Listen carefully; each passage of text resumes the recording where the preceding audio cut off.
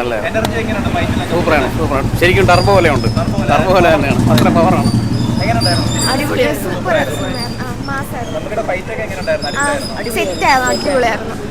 അടിപൊളിയായിരുന്നു.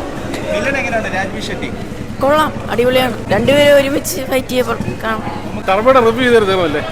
അല്ല, ഞാനൊരു കട്ട ലാലേട്ടൻ ഫാനാണ്. പക്ഷേ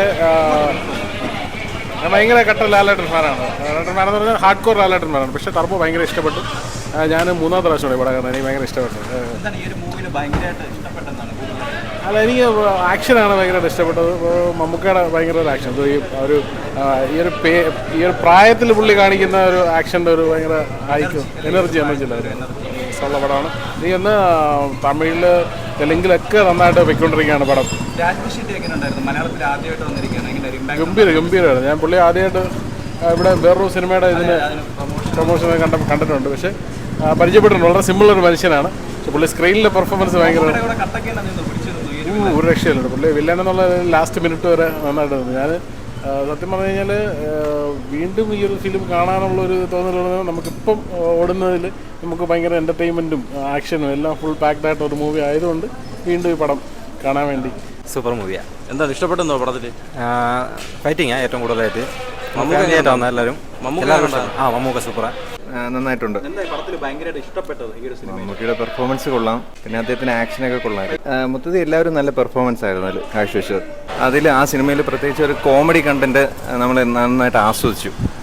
ശ്രീ മമ്മൂട്ടിയുടെ കോമഡി ടൈമിംഗ് ഒക്കെ നല്ല പെർഫെക്റ്റ് ആയിരുന്നു. ഒരു പക്ക കോമഡി ആക്ഷൻ പടമല്ലേ? കോമഡി പ്ലസ് കൂടുതൽ ആക്ഷനാണ്. പക്ഷെ കോമഡി ഉണ്ട്. അവസരത്തിനനുസരിച്ചുള്ള കോമഡിയൊക്കെ ഉണ്ടായിരുന്നു. ഈ പടം ആദ്യം ഇറങ്ങിയപ്പോഴത്തേക്ക് ഭയങ്കര നെഗറ്റീവ് അഭിപ്രായങ്ങളൊക്കെ ഒരുപാട് വന്നിരുന്നു. അപ്പോൾ അത് ഈ പടത്തിനെ ബാധിച്ചു തോന്നുന്നുണ്ടോ? ഇല്ല, എനിക്ക് പടം ഇഷ്ടപ്പെട്ടു. പിന്നെ പ്രത്യേകിച്ച് മമ്മൂട്ടി സാറിൻ്റെ പടമൊക്കെ കാണാറുണ്ട്. പക്ഷേ എനിക്ക് ഫാനെന്നല്ല, എനിക്ക് ഇഷ്ടമാണ്. കാരണം എൻ്റെ കുടുംബത്തിലും ഒരു അഭിനേതാവ് ഉണ്ടായിരുന്നു, ശ്രീ പ്രേം നസീർ എന്ന് പറഞ്ഞ ആൾ.